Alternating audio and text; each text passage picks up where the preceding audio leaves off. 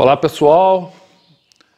Consegui um momento aqui livre, aproveitando a visita aqui em casa da excelência aqui, o nosso vereador Gustavo Guerra, pesquisador das Antiquíssimas de Dáquila. Aproveitei para já gravar com ele dessa maneira informal, estava até de bermuda. Eu falei, vai ser assim mesmo. Bom, assim. Vamos gravar como eu gosto, descontraído. Estamos aqui em casa, eu todo suado, um calorão. Abri tudo aqui para refrescar. Vamos ver, a cachorrada de repente vai latir. O importante são os relatos, são as histórias, é o conteúdo, não é? E o Gustavo tem uma história antiga. Porra, quantos anos? Mais de 20? 2000, né? 2023, indo para 24 anos já. 2000 ativo, né? Porque eu acompanhava antes. Exatamente, acompanhava nas TVs, ele vai contar como ele chegou. E detalhe, é o grande diferencial de alguns de nós aqui que eu gosto de salientar. Uma coisa, o pessoal, sou dinossauro, sou das antigas, que participava, não é? De viagens, vinha ocasionalmente.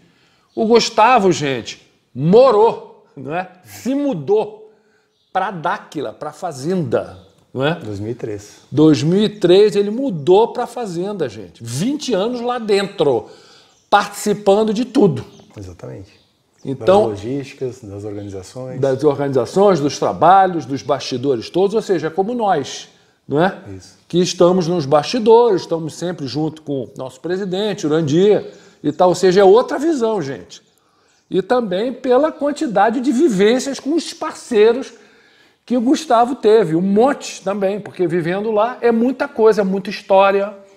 Vamos ver, se ficar aqui muito longo eu vou dividir em mais de uma parte, mas eu acho importante porque são relatos de pessoas que viveram o dia a dia, né? Sim. Eu também, quando eu me mudei, quando eu conheci o Urandir de novo, dezembro de 96, no Rio de Janeiro, ele morava no Rio de Janeiro, e em 2000 também me mudei para Campo Grande, mas nunca me mudei para a fazenda, hein? Esse é o diferencial. Eu estou sempre lá, mas o Gustavo mora, é diferente. Né?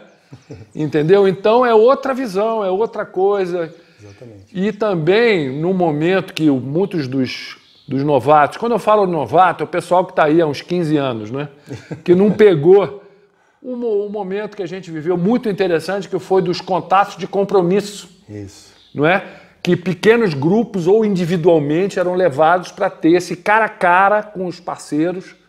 Não é porque recebíamos informações, determinadas tarefinhas que eles pediam, e o Gustavo e o nosso querido amigo de ambos, não é? Fraterno amigo, saudoso Olávio, eram os dois que nos levaram. Não é? Inclusive o Gustavo e o Olávio me levaram a mim também, para o meu contato de compromisso, foram dois. Isso. Não é? Então é muita história, gente. Então vamos começar aqui. Do começo. Primeiro, do comecinho, agradecendo aqui, Gustigal, apelido que eu dou, que é um dos parceiros, né? O Gustigal é um cara de Ofiux, isso. De 2,50 m, que de vez em quando aparece aí para mim, aí, para algumas pessoas. Esse aí, o Gustigal, é o parceirão dele, né? É o treinador do Gustavo, e eu chamo ele de Gustigal, para gerar frequência. Então vamos lá, vamos começar, que é muita coisa. Bom, primeiro, mais uma vez, obrigado, né, Felipe? Não é a primeira vez que a gente está junto. E que bom que a gente pode compartilhar nossas experiências aí com o teu público, com os teus seguidores aí. Para mim, uma satisfação estar aqui. A gente tenta. Ontem tentamos, não deu, né? Exatamente. Ontem a gente ficou aqui batendo papo, né? Atualizando. E hoje deu.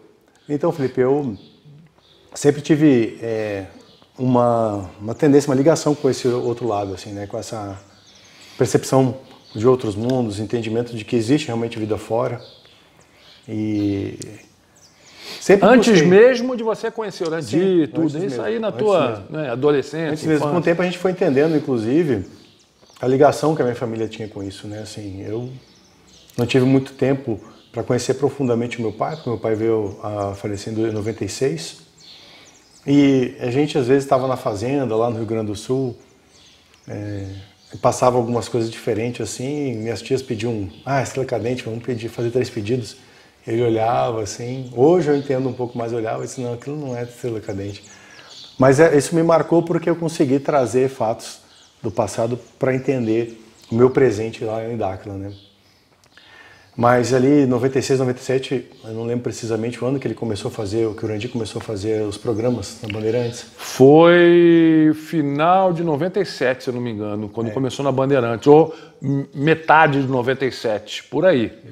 Eu sei que quando ele foi a Porto Alegre, ele foi num colégio chamado IPA, 97, se eu não me engano, e eu estudava lá.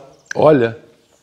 E o que é engraçado, Felipe, é que em 96 eu me formei no colégio, meu pai faleceu em 97, minha irmã, a Georgia, estava para formar, e 2 anos depois ainda a Giovana formaria.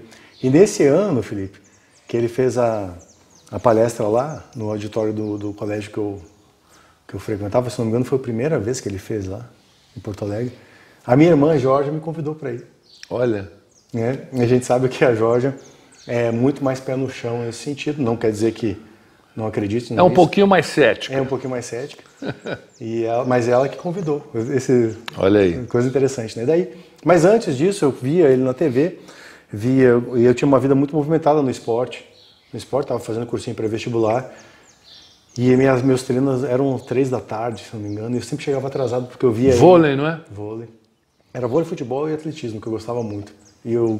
No colégio, inclusive, me deu bolsa para estudar lá, justamente por causa dessa habilidade no esporte, que eu tinha e outras pessoas lá, né? Eu via aquelas manifestações, aquela maneira lá, e fazia aqueles atendimentos, manifestação de luz, etc. Aquilo me interessava muito, tentava fazer entortar os garfos, que ele fazia à distância. Uma tia minha conseguia facilmente, assim. Tipo, e eu continuei, sempre chegava atrasado nos treinos por causa desses programas. Mas aí passou um tempo, acho que 98, 99, eu entrei no quartel, né, e fiquei um pouco mais distante disso. Aí foram 1 ano e meio no quartel, no CPOR. Tive um problema no joelho lá esquerdo, operei o joelho no quartel, inclusive. E no ano de 2000, eu estava jantando com 2 amigos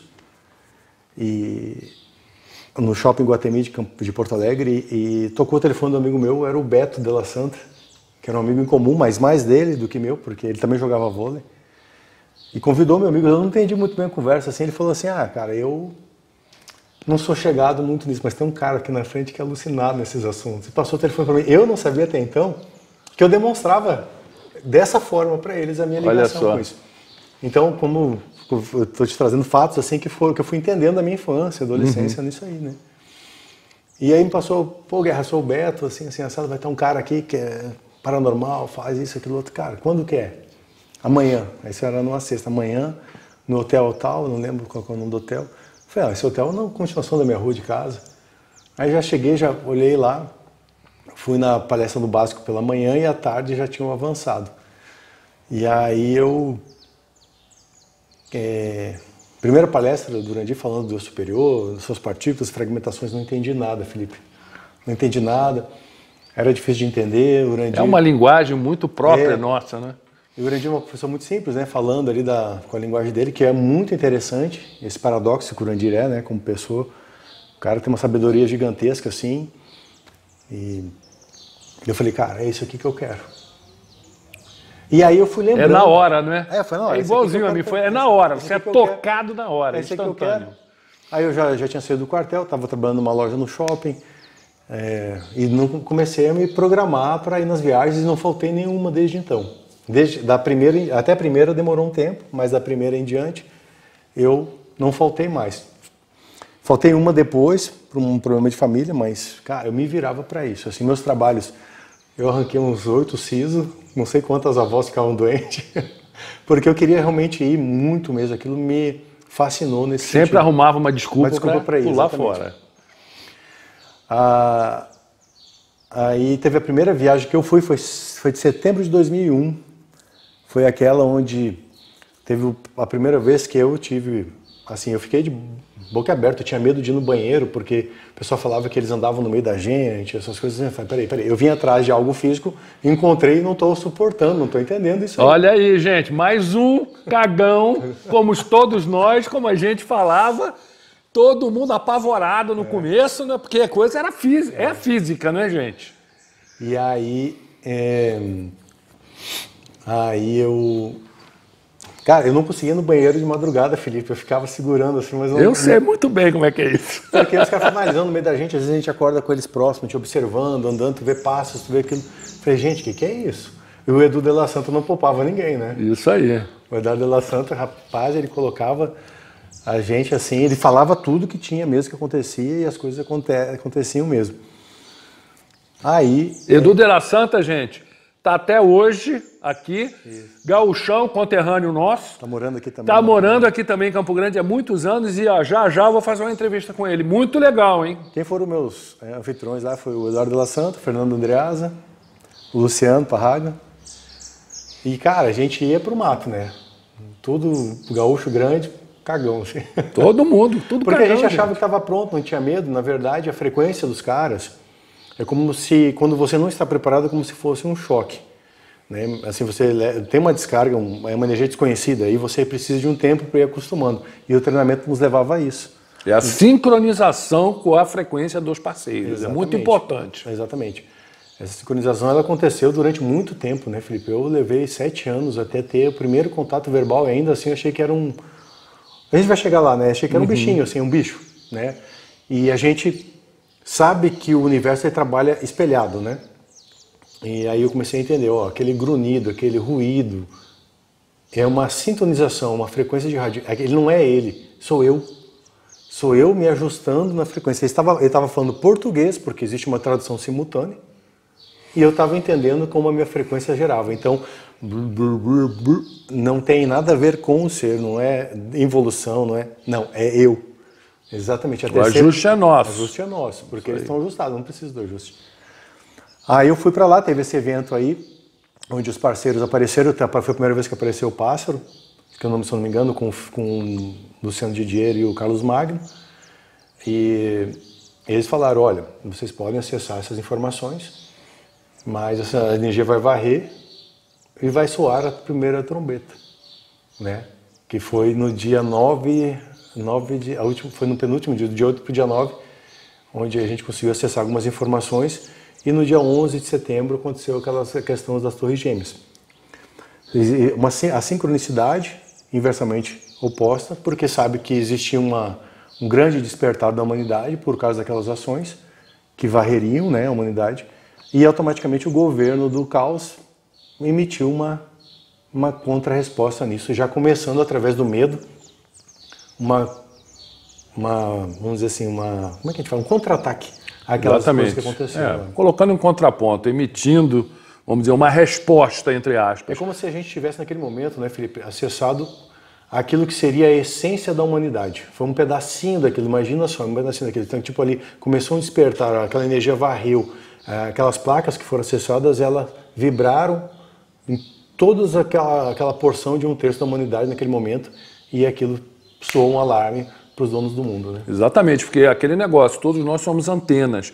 Todo tipo de atividade que a gente faz, trabalho, principalmente trabalho de placa, os trabalhos mais importantes, vibratoriamente, eles ressoam entre todo o grupo, no mundo inteiro. Principalmente no vórtice do Dakar, que é um vórtice propagatório, né? Exatamente. Tudo que acontece lá, o que acontece no mundo é refletido. É refletido, propaga para todo lugar. Esclarecendo só a trombeta, quando ele falou da trombeta, a trombeta, gente, por favor, vamos nos despir, não é, das conotações místicas. Sim. É uma tecnologia sonora e a tecnologia, a ativação das trombetas visa trazer e melhorar o nosso entendimento, nível consciencial e compreensão, tá certo? Que foi substituída essa ativação pela manifestação do que a gente chama do pássaro, que é um pássaro gigante, que está ligado aos paráclitos, tá? E esse pássaro também é uma tecnologia, gente, não é um pássaro, não é um bicho. Exatamente. Tá? Eles fazem essa vibração sonora porque a gente consegue dar um salto quântico. As células vibram de uma forma diferente e começa a aproximar essa comunicação. A gente começa a ter um entendimento maior dos astros, ter um entendimento maior da realidade que a gente vive. Entende que a natureza como uma tecnologia. Entender a natureza como uma tecnologia também quebra um paradigma. A gente dá um outro salto. Ah, a natureza está aí como se estivesse aí, pum, do nada. Não. Ela também é matematicamente, né, de acordo com as leis universais, colocada ali da maneira como ela está ali. Não tem nada que seja fora do padrão, né? Então você chegou na época que a gente acessava, que o grupo começou a acessar as placas, não é? Exatamente. 7 de setembro de 2000. Eu lembro muito bem de um trabalho que até que a gente fez junto, a gente estava junto, eu, você e o Eduardo Della Santa, num grupo só homens, para polarização do perfume, quando a gente polarizava o perfume, começava a exalar perfume, né? Cada um de nós. Também foi nas sondas, não é? Exatamente. Quanto que foi isso? Foi a primeira viagem tua? Não. Eu acho que foi em novembro já, foi a segunda. Já foi a segunda, né? Eu lembro, você usava um óculos, você todo lá assim, meu Deus. Foi surreal, gente. Foi surreal. Aí a gente fazia as ativações, a gente esfregava as mãos, mentalizava, tentava sentir o aroma, tentava polarizar e não. E com o tempo, eu, você e o Eduardo já começamos a polarizar. Não lembro o aroma que a gente conseguiu polarizar. Eu lembro que era um aroma forte, o meu, por exemplo, parecia uma rosa, eu detesto o cheiro de rosa. Sabe aquela coisa, e parecia com um líquido, um óleo, né? A gente ficou com óleo, começou a sair, brotar, e eu até da minha garganta, um óleo caindo, eu comecei a enjoar, foi um negócio assim surreal, gente. A gente fez isso aí, acho que se não me engano, no outro dia, já veio o grupo de algumas mulheres também para fazer a materialização do materialização dos cristais, onde as mulheres materializam e caía um cristalzinho do frontal delas. Elas sentiam, segundo relatos, elas sentiam, inclusive abrir aqui, né? E exatamente. Às vezes até ficava dolorido. Exatamente. E os homens... Perfume. É o perfume, a polarização do perfume. Eu acho que a gente fez várias etapas. Não tenho certeza, a gente fez várias etapas assim, até a gente conseguir dominar esse fenômeno. Né? E aí sempre os trabalhos são direcionados e orientados, né? Então, quer dizer, não adianta a gente ir para uma atividade sabendo que a programação tem uma frequência e querer fazer outras coisas nesse sentido. Exatamente. Tem, a não ser que mude no caminho, né? Que acontece também. E quando você decidiu se mudar para cá? Naquele momento que eu fui. Naquele momento que eu fui, já comecei a trabalhar pensando nisso e depois, mais ou menos de 2 anos, eu consegui me organizar financeiramente, estruturalmente. O Urandir, falei para ele que é o que eu queria. A Giovana veio 1 ano depois, minha mãe veio primeiro. Minha mãe também falou, onde é que você está se metendo? Aí eu levei minha mãe jogo na viagem das placas, nas galerias dos parceiros. Quando ela chegou lá, ela me falou assim, quando eu cheguei, mãe, é você que vai agora. Ela estava no quarto, eu disse, Gu, eu já vi minha placa aqui no quarto. Eu falei, como assim? Ela foi projetada na parede. Projetado na parede do quarto? Foi. Aí eu falava, eu vou lá só para cumprir isso. Tá viajando, né? E ela chegou lá e realmente foi confirmado que ela já tinha visto aquilo. Se vocês verem minha mãe, quando chegou, como ela saiu, 180 graus. Conheci bem, Cecília. Um abraço, Cecília. Ela é outra pessoa, né? E dançando, brincando. A gente vinha realmente de uma época... depressão, assim, porque perdeu o pai, a gente cresceu, então ela ficou um pouco perdida nisso, lá ela se encontrou. Hoje, ela está lá com 4 netos e eu estou devendo os netos para ela. Pois é. Aí a minha irmã, a Giovana, veio, apareceu, começou a fazer uma série de atividades também, junto comigo, com ela, e eu acompanhando ela, indo nos treinamentos dela, comecei a fazer os meus, e comecei a ver coisas que o Urandir fazia, que até então, para mim, era só no campo da imaginação. Em 2002, a gente fez um trabalho em Lavras do Sul, uma atividade de campo em Lavras do Sul, onde eu vi canéplas, né? Não sei se era canéplas, que são sondas que voam muito rápido, como se fosse um meteorito, alguma coisa assim, mas muito baixo, até 70 metros de altura, de diversos tamanhos, que eu não vi na fazenda ainda, Felipe. Eram esferas desse tamanho assim, inclusive umas com anéis, né? Como se fosse uma rosca, né? Sem um fundo, assim. Baixo, assim, na altura de 3, 4 metros, cruzando o céu, deixando o rastro, trabalhando na nossa frequência.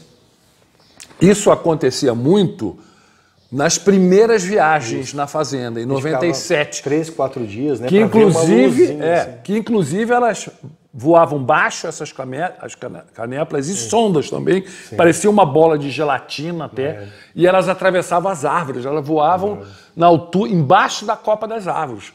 Era surreal, então deve ser alguma coisa parecida. Eu não estava em Lavras, mas eu lembro dos relatos. Até te perguntar se você chegou aí em Lavras. Não, não cheguei em Lavras. E depois de Lavras, acho que veio Minas do Camaquã. Minas do Camaquã, sim. A Caçapava do Sul, para quem não sabe. E aí, naquele dia, teve umas fotos auras, fotos Kirlian, que o Urandir identificou 4 pessoas com a mesma frequência.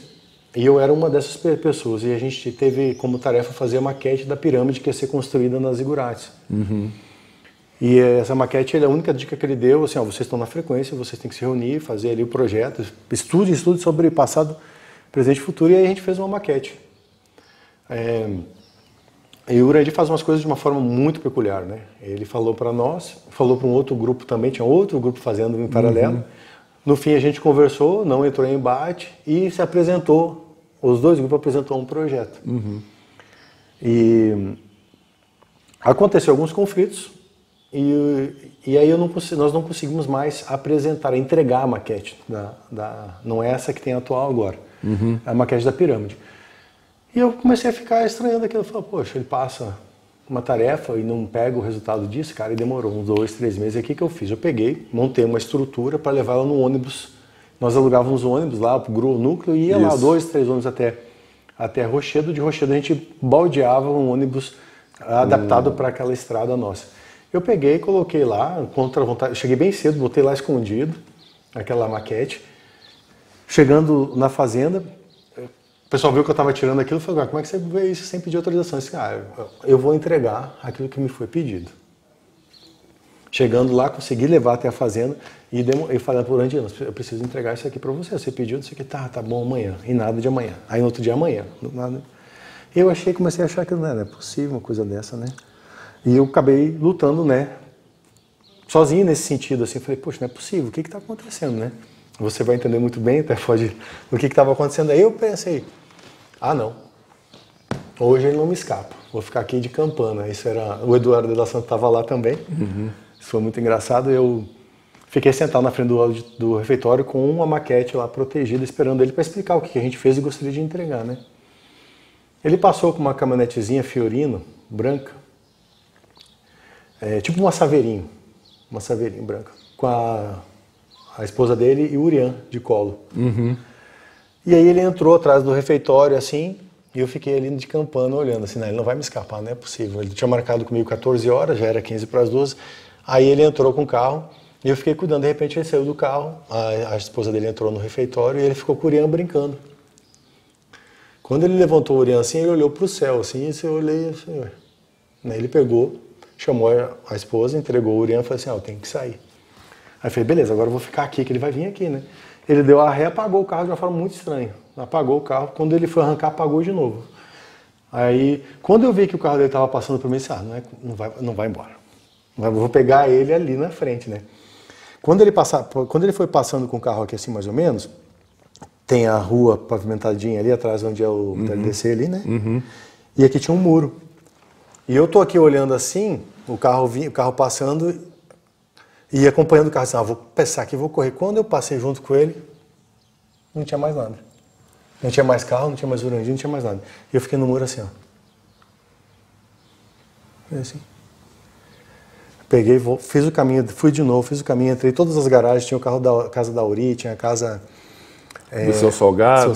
Salgado, entrei em todas as garagens, tudo foi seguindo, descendo a rampa. Quando eu estava descendo perto onde é o novo auditório hoje, estava a Miriam vindo. Você viu o Urandir por aí, Gustavo? Eu disse, não vi, fiquei quieto. Aí ela olhou, viu que eu estava com a cara estranha, porque depois eu fiquei sabendo como é que eu estava, porque eu voltei. Eu falei, Miriam, se você não viu ele passar por aqui, eu não sei onde que ele foi. Porque ele foi justamente com o carro, se ele tivesse seguido diante, ele teria passado pela sua casa, passado pela Miriam. Isso já foi mais uma coisa que bugou minha cabeça. Aí eu sentei na frente e fiquei sentado assim, falei, não vou entregar. Aí veio o Edu e falou, Gustavo, tu viu fantasma, alguma coisa assim? Aí eu disse, não, por quê? Fala o que você viu, cara. Não, fala o que você viu, não é possível, olha a cara que você tá. Ele disse que eu tava pálido. E eu, quietinho assim, tranquilo, mas eu acho que eu tava tão quietinho que eu tava, acho que, encolhido, né? E eu falei, cara, eu vou te falar, mas não conta nada pra ninguém. Eu falei assim, eu estava esperando o Urandir, assim, assado, de repente, o quê? Pessoal! Lá tava o Oswaldo, tava todo mundo, vem cá, ouvir o que aconteceu com o Gustavo, não sei o quê. Resumindo a história, Felipe, o Urandir não voltou aquele dia, não retornou. Eu deixei num almoxerifado aquela maquete. 2 meses depois teve uma palestra, que ele fazia muito aquelas palestras, que não era nem palestra, como é que a gente falava? Eram os seminários, as atividades, eram os seminários. Eram seminários. Aí eu tô sentado lá, tentei falar, ligar, não atendia. No meio do seminário, o Urandir estava falando, falou assim, até agora, por enquanto, não sei por que ele foi para esse assunto, só 2 pessoas me viram eu teletransportar. Uma foi o Max do Rio de Janeiro e a outra foi o Gustavo, que eu vou chamar aqui para contar o relato. Eu já fiquei branco de novo, eu falei, cara, foi verdade mesmo? Ele disse, foi verdade. É a primeira vez que eu fui para uma nave com o veículo. Levaram eu com o carro e tudo para lá. Aí eu fiz o relato, eu assustadaço assim, né? E contente porque eu já tinha vivenciado isso aí. Outras vezes ele fez isso, aí começou a fazer constantemente, fazer parte do treinamento dele. Meu e do Olavo também, algumas vezes a gente viu ele, estava em casa, aparecia ali. Teve algumas vezes que ele fez isso publicamente, foi direcionado. Isso, uma vez nós estávamos na Pedra Fundida com um grupo de 10, 12 pessoas e o nosso parceiro apareceu perguntando o que nós gostaríamos de conversar com uma divindade ou ver um teletransporte. Ele estava a 4 quilômetros, nós conseguimos ver o farol lá. Nós escolhemos o teletransporte. Acho que hoje perdemos a oportunidade de conversar, né? Mas a gente queria, a maioria pediu o teletransporte. Ele ligou o farol lá nas terras do Rockstar e de repente a caminhonete caiu a uns 100 metros da gente, tocando alarme, tocando terror, apagando, desligando, ficou louco assim. E a gente já foi correndo para ver, não sei o quê. Tava ela lá meio encalhada na estrada assim. Isso há anos atrás, e eu conheço muito bem também a outra pessoa que foi testemunha, que é o Max, militar, né? Já deve estar reformado, do Rio de Janeiro, que também me relatou, mas depois disso aí, inúmeras pessoas Seria, sei que viu, tiveram a oportunidade de ver essa tecnologia de teletransporte que o Urandir fazia direto com aliás, os seres faziam com ele, né? É surreal o negócio, sim. Isso aí foi 2002, Felipe. Olha só, 2002, gente. Aí, 2003... Vou mudar. Aí minha irmã já estava com a gente, não sei o quê. A minha irmã acabou vindo comigo. Algumas coisas não deram certo, ela voltou para o Rio Grande do Sul. Eu continuei trabalhando, batalhando, lutando para desenvolver, para montar essa plataforma que hoje nós temos aí, que é o ecossistema, né?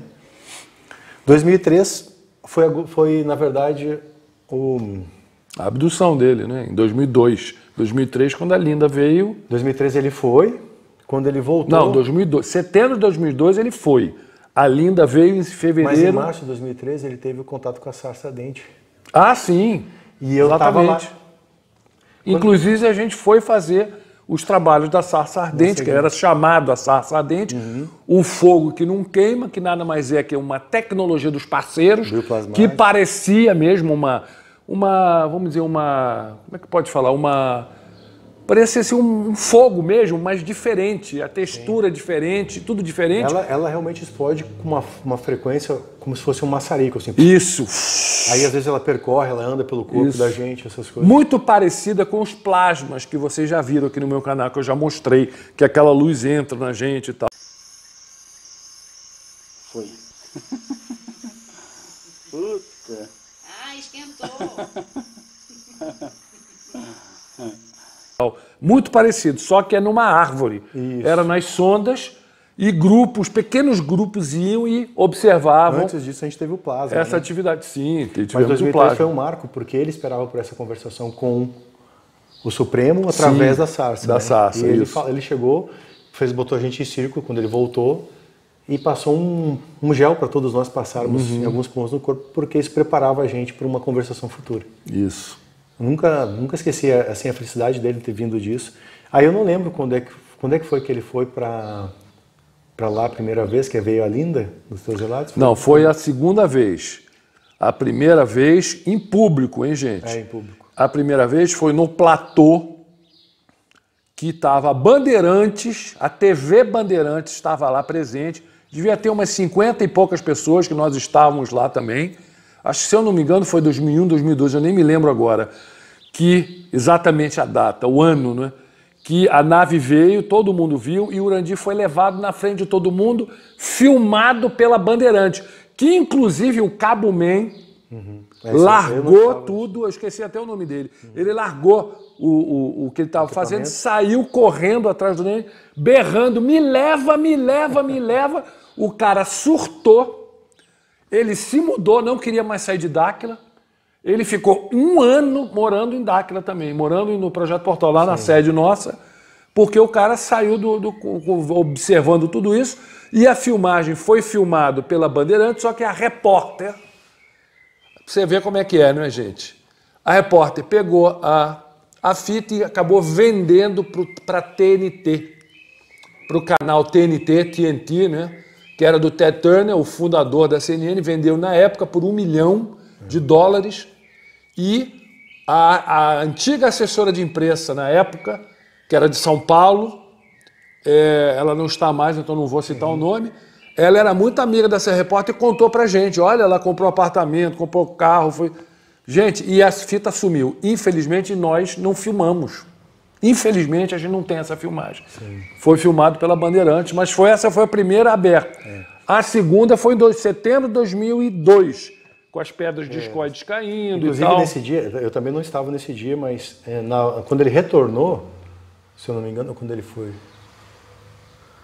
Tinha hoje um parceiro nosso, da prefeitura de Corguim, que hoje é pastor, que vivenciou o retorno ou a ida dele. Me falou, o Zé Correia. Zé Correia é um excelente testemunho esse. Hoje ele trabalha na Secretaria de zoonose, se eu não me engano. Deve ter sido um retorno, porque na ida eu estava lá. Acho que foi o retorno. Inclusive, a gente teve que arrombar o quarto do Urandir, os primeiros a entrarem. Eu, Olávio, o Alain, o filho do Urandir, que era um guri na época, o Odir, aí tinha o Zé Roberto, tinha a mulher de Zé Roberto, o Oswaldo do Rio de Janeiro, foi no retorno. E ele chegou lá... Inclusive tem filme disso, hein? Tem vídeo disso. Aí eu chamei ele quando nós começamos a ver, começamos a catar as pedrinhas e tal. Aí de repente, a gente lembrou de que ele tinha falado o seguinte, olha só pra nós dois, né? Quando acontecer alguma coisa de estranho assim, onde que eu falei que ia estar, vocês vão lá e ver o que aconteceu. Daí a gente pegou, ficou lá um pouquinho, avisou o pessoal, falou, nós estamos descendo lá pra casa dele pra ver se ele tá lá. Aí nós descemos com ele, eu, o Ronivon, o Olávio e minhas duas primas. Né? E uma prima minha e uma tia. Daí tentamos entrar por na hora que nós chegamos a televisão tava ligada. Aí nós começamos a gritar, chamar ele e tal, ninguém respondia. Aí nós tentamos entrar pela porta da frente. Olha a frente, aqui, olha a frente. Eu vou colocar a pressão lá, tem que trazer ele aqui. Tô só avisando eles para ninguém esquecer. O que você vai fazer? Deixa aí. Não tem parabólico. Não é vídeo, é parabólico. Ai, Esse aqui é um vídeo de uma nova etapa. Isso de uma nova etapa. Podem estar certo disso. isso mesmo. Ele falou, assim, como pastor, eu falei, cara, nunca vi uma coisa daquela, assim, o lençol, né, tava ali, e o teto também todo queimado. Foi absurdo. Interessantíssimo isso aí. Ele viu as pedras cair. Tem um vídeo aí no meu canal, assistam, para quem não viu, mas eu vou regravar, vamos dizer, atualizando, vou fazer outro vídeo sobre isso daí, tá? Aí em 2003, eu já estava em julho, já estava mudado, e comecei a trabalhar efetivamente no DAC, no antigo Projeto Portal. E aí em 2004 a gente teve a primeira expedição aberta, né? Exatamente. Eu já ia muitos anos para a Amazônia. Foi a minha primeira também. Ele foi nessa primeira expedição para a Amazônia, hein, gente? Lá no Forte Príncipe da Beira, desceu as galerias, tem foto disso, eu já fiz vídeo sobre isso também, né? Ele foi um dos pioneiros aí na Amazônia. E nos relatos ali, o pessoal que já viu relatos da Amazônia tem naquele vídeo nosso lá, que isso. Inclusive dá um sucesso de visualização. Exatamente. Né? Aí nesse também eu já tive algumas experiências, eu já comecei a entender como é que os parceiros se manifestavam. Eu estava diretamente no treinamento com o Alain, que era o filho do Urandir, que é o filho do Urandir, né? Teve uma vez que a gente estava na mata à noite e eu vi umas névoas. Só que eu não tinha essa percepção das névoas na silhueta, né? E eu vi aquela névoazinha assim passando, eu falei assim, nossa, olha aquelas névoazinhas que estranho, no meio da mata, né? No meio da mata amazônica, imagina assim, não tinha como ter visto ela se não tivesse uma certa luminescência, eu não tinha essa percepção, né? Sim. E aí o Alain veio assim, conversei com os caras lá, eles estão chateados contigo. Isso é por quê? Uma maneira de falar de uma forma muito lúdica contigo, assim, pra gente se acostumar com a frequência dos caras, assim. Tipo, por quê? Porque tu chamou eles de nevoazinha. Eu falei, tá brincando que é assim? Ele disse, começa assim. Quando vê, estão falando fisicamente com você. Aí eu falei, cara, sensacional, né? Daí a gente dormiu num entreposto no meio da mata, onde tinha aquele entreposto de madeira, 2 pisos, tudo. E eles também, os caras andando em volta, a gente barulhando a mata, parece que estava derrubando tudo. Eu peguei no sono, não vivenciei isso, mas a minha irmã estava junto, também vivenciou esse grupo. Ela me contou. E ela me contou que ela viu. Então eu não vou falar porque eu quero falar com ela, vou entrevistar a Giovana. Giovana, você vai falar isso aí na frente. A Giovana tem a paranormalidade ativa, né? Eu vi ela ligar trator, eu vi ela ligar caminhonete, assim, só com a força do pensamento. Muito legal o treinamento da Giovana, assim. Gostaria muito. Ela vai contar, eu vou forçar a barra aqui para ela contar. Aí eu tive uma outra experiência também, que eu vi algumas luzes se manifestando lá na Amazônia, mas ficou praticamente nisso, assim, que era uma coisa bem nova, assim, eu estava me adaptando a isso, né? Passei pelo plasma, pela fusão, que os seres tocavam a gente sentia uma descarga elétrica, né, como um aterramento na terra com os pés descalços. Exatamente. Eu tô lá xingando pra caramba no vídeo. E nesse dia, Felipe, eu senti que o plasma, pessoal, é uma luz, que também ela faz um salto quântico em você, ela percorre o teu corpo, trabalha o plasma sanguíneo, possibilitando a carga elétrica das células para que você tenha uma conversação verbal. Nós não conseguimos ainda a conversação verbal compreensível ainda naquela época, né? Eu, no caso, levei mais ou menos 7 anos de treinamento para isso. Eu peguei a caminhonete para ir a Campo Grande, Felipe. Fui a Campo Grande, peguei as coisas, voltei para a fazenda. Quando estava voltando naquela curva do Jatobá, eu comecei a sentir o meu plexo girando. Eu fiquei com medo de estar passando mal, eu não estava entendendo aquilo. Eu estacionei, saiu uma sonda desse tamanho, de trás da árvore, assim, ela atravessou, assim, ó, 4, 5 minutinhos, atravessou por cima da estrada, passou lá e ela entrou para debaixo da ponte. Assim, era uma bola de fogo lenta, assim, uma bola de fogo assim que ela... Aí fui para a fazenda, levei o que precisava levar, já peguei outra demanda e voltei para Campo Grande. Isso à noite mesmo, porque quando eu voltei, tinha uma esfera prata embaixo daquela ponte do rio Jatobá ali. Falei, caramba, o que é isso, né? E aí, quando eu cheguei em casa, tava o Alan lá, né? Falei, Alan, tu não sabe o que me aconteceu. E caralho, a tua aura tá vibrando, tá assim. Cara, não sei, cara. Peguei um plasma semana passada, eles falaram que até 14 dias podia ter alguma manifestação. E tá aí. Esse cara, você conseguiu provocar, não sei o que. Mais tempo eu entendi que era uma chama. Uma chama que é o teu contraponto numa dimensão superior, né? Exatamente. É como se fosse assim, a alma gêmea, não é? A alma chama é um estágio superior, vamos dizer. Seria a polaridade oposta do Gustavo, só que lá em cima. Exatamente. Tá?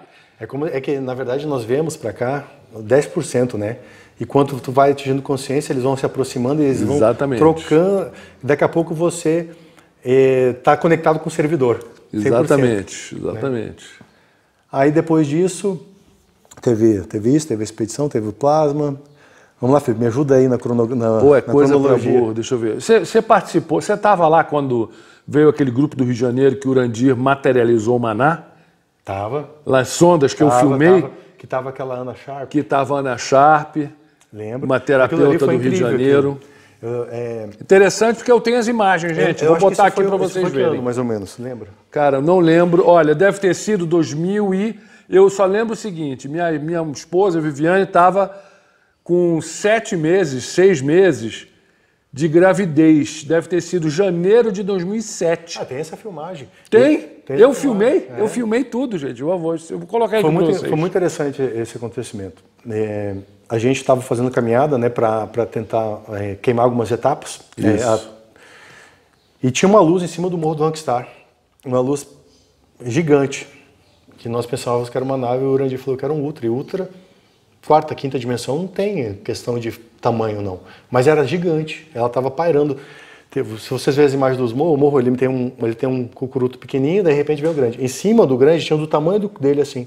De repente aquela luz veio vindo na nossa direção. Quando aquela luz chegou na nossa direção, ela chegou pequenininha assim, desse tamanho. E ela veio, andou pela gente, ele desapareceu e nós conseguimos captar na luz. A frequência luminosa para os nossos olhos ficou invisível, mas para a câmera não. E o Urandir, nós todos atrás do Ultra, seguindo através da câmera. Olha que interessante isso. Muitas vezes isso aconteceu com a Globo, com todos isso assim, os caras viam a olho nu, quando vinha na tela não via. De repente via na tela, não via olho nu. Essa luz parou, não apareceu mais na câmera, nós paramos. Ué, o que aconteceu? De repente ela acendeu em cima da cabeça de uma turista, né? que no caso era a Ana, e ela acendeu, apagava, acendia. Acendia, apagava, até que ela chegou um tempo, ela parou numa maneira mais tempo e acendeu o vermelho. Quando acendeu o vermelho, a gente já viu que as coisas não iam mais fluir dali para frente. O nosso padrão de consciência não atingiu o que precisava para... E assim a gente começou a suar de novo, trabalhar, ir atrás, até que... Isso foi depois, né, dessa luz que você viu do Maná? Foi depois, foi finalizando. Antes disso... Foi a finalização, exatamente. Porque elas passaram por várias etapas. Essa etapa, inclusive essa que ele citou do morro do Rankstaff do Ultra em cima, o morro inteiro do Rankstaff ficou iluminado com uma luz esverdeada. Parecia que ele tinha acendido. Exatamente. Gente. Um negócio surreal. Acendeu tudo. Antes disso a gente estava lá, né? A gente estava lá nas sondas e o Urandir já estava nessa busca pelo Maná, que era um alimento das realidades paralelas, né? Para ajudar nas células, para ajudar numa série de coisas. A gente começou a ver o Urandir andando para lá e para cá com um pote de sorvete, andando para lá e para cá, e tinha uma luzinha vermelha, que hoje a gente sabe que já era o Bill, o nosso parceiro pequenininho, né? Andando com ele para lá e para cá, essa luzinha vermelha, de repente ele achou o vórtice. Quando ele localizou o vórtice, acendeu uma luz nos pés, uma explosão nos pés. Essa explosão, quando ela condensou nas pernas do Urandir, foi subindo. Ele, no relato dele, disse que não via a luz, ele simplesmente acompanhou. Bem interessante ele não ver, porque eu acho que ele sentiu o calor, né? A luz, quando ela chegou aqui no básico, ele começou a subir junto com a luz o pote. Quando chegou na cabeça, nós temos o frontal, né? Que é onde você materializa o que você pensa, onde você precipita, onde você realiza, né? Quando chegou na cabeça, explodiu. Exatamente. Explodiu. E ele ainda levantou assim, e foi espetacular. E aí precipitou, não é materializar, é precipitar. Tá perto, né? Tá perto. Bem, no olho, não na máquina.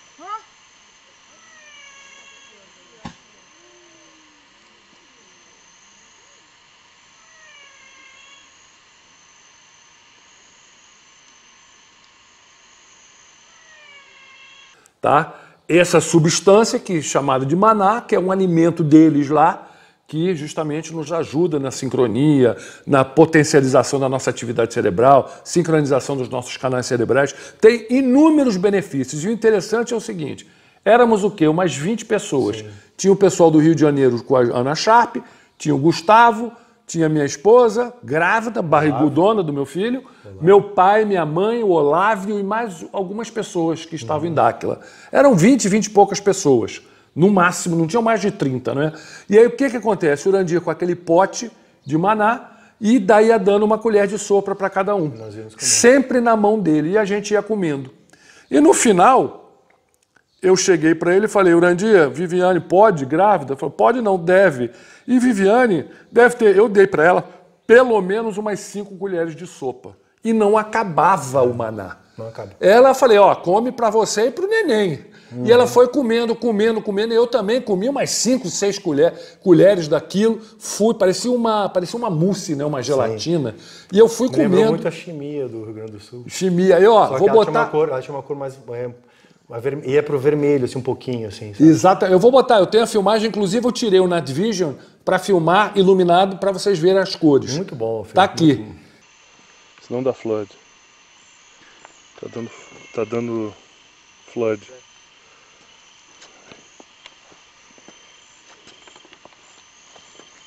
Tira mais o potinho pra gente. Mas não bota a lanterna, não. Pode tirar o night shot agora, então. Pode tirar? Pode.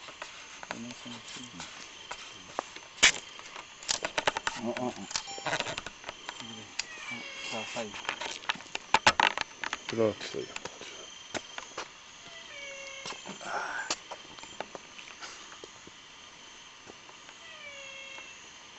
Peraí, que tem que dar uns...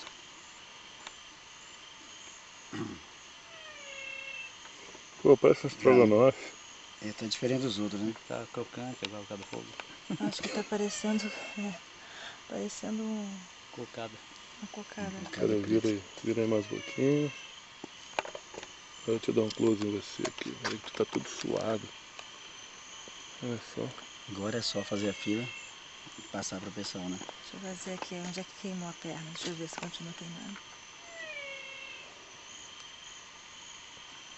Queimou a perna? Não, tá inteira. Então, o que que acontece? Não acabava. Eu falei, Morandi, isso aqui não vai acabar nunca? Aí ele falou, mas é essa tecnologia que usada por Moisés. Foi a mesma. Ele, com esse potinho de maná, eu posso dar de comer a 10 mil pessoas. Desde que o pote continue na minha mão, eu vou dando a colher para você, você pode enfileirar quantas pessoas que for, que ela vai se multiplicando. Quando sair da minha mão, aí ela acaba. Porque a tecnologia, o precipitamento, né, foi feito por ele e tal, tem alguma coisa energética com isso. Ele estava ali, né? Ele que... Foi ele que ancorou, precipitou, né? ele que ancorou isso. Então, o que que acontece? Eu vi, gente, eu comi até... Ele falou, pode comer à vontade. Comi até me fartar, a Viviane comeu até... Aí ele falou, todo mundo já comeu, ninguém aguenta mais. Então tá, ele deu para uma pessoa que estava com o grupo da Ana Sharp. Inclusive, ele é uma estilista famosa no Rio de Janeiro. Não vou falar o nome aqui, porque não sei. Ele botou no pote na mão dela. Ela pegou, deu 2 colheradas, acabou. Eu fiquei, assim, impressionado. Então, assim, foi uma coisa fantástica. Isso aí tem vários anos. Tem o quê? Meu filho vai fazer 17 anos, gente. Tem 17 anos isso. Nossa, olha só, cara. Estamos ficando velho, olha a doideira. Eu sei, Felipe, que depois de um tempo, nós tínhamos uma orientação, né, de abrir em pontos escuros. Exatamente. Identificar a liderança naquele local, oferecer uma oportunidade de emprego e desenvolver uma empresa onde pudesse gerar prosperidade. Então o grupo foi formado, foi montado uma estratégia de montar uma cerâmica, uma olaria, no início, depois uma cerâmica em Cipolândia. E eu me coloquei... Cipolândia é uma cidadezinha mínima. Distrito de Aquidauana. Aquidauana é mais ou menos 100 quilômetros aqui de Campo Grande, não é? Isso.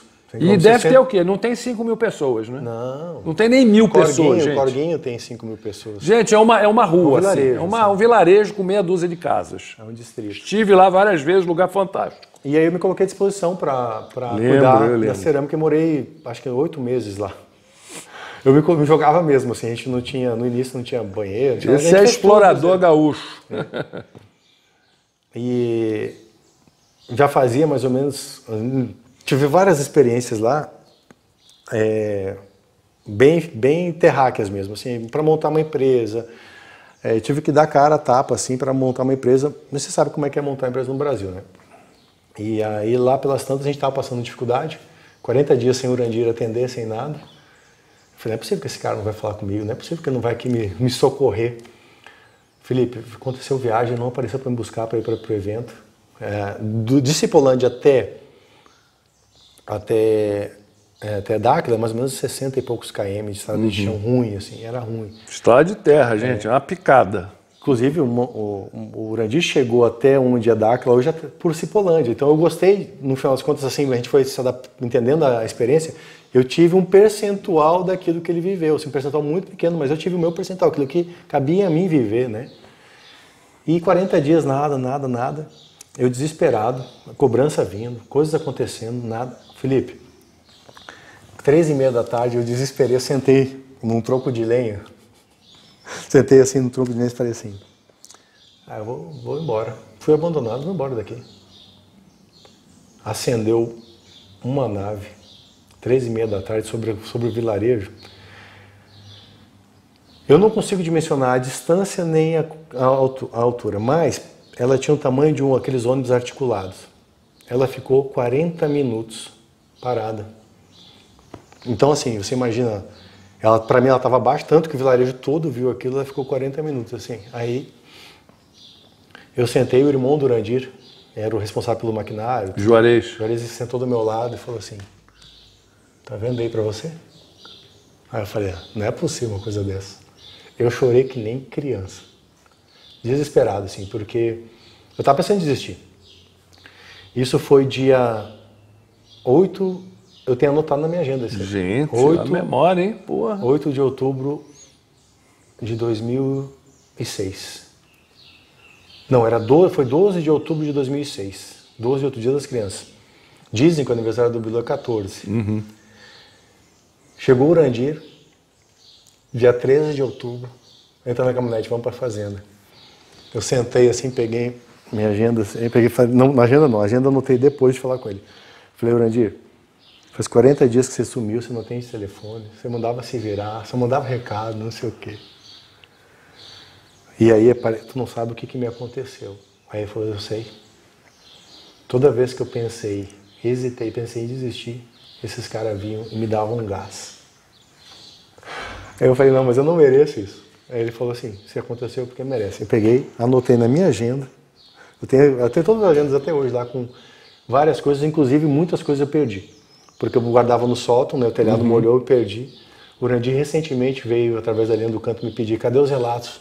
Porque ele queria que eu tivesse o nome de todos os contratados e cada experiência de cada um. E eu olhava, a gente saía das experiências e anotava o nome de cada um, quem apareceu, quem falou com os caras e como que tinha sido, e qual era o compromisso, desde que eles tinham autorizado a repassar o compromisso, porque nem sempre era autorizado. Enfim. E aí a gente vai construindo uma história nesse sentido, assim, uma experiência, uma vivência nisso.